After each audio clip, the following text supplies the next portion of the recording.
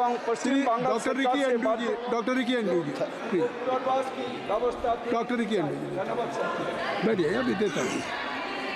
Thank you, Mr. Chairperson, for allowing me to speak on this zero hour. Please. Yes.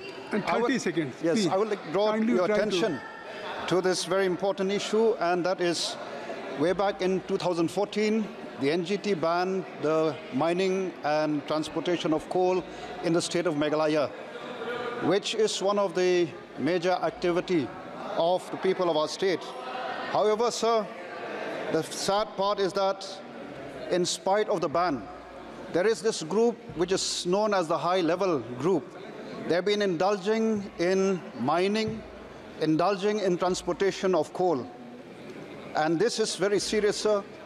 The government of the day in Meghalaya is turning a blind eye to this activity. And therefore, I urge upon the government to take up this issue seriously, either to ensure that the ban is imposed, the blanket ban, or to open so that to allow, the people who have been dependent on this important industry for their livelihood.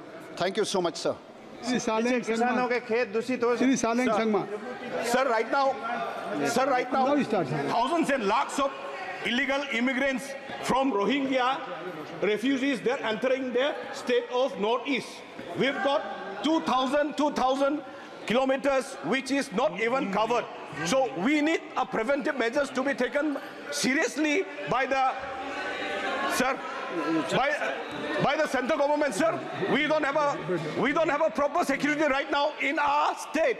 So thousands of people are suffering right now. Yesterday itself, more than thousands of Bangladeshis, they tried to penetrate the Meghalaya through the border illegally, sir. So through you, Mr. Speaker, sir, I would like to apprise the Union Minister from the Home Department, at least try to take the preventive measures right now.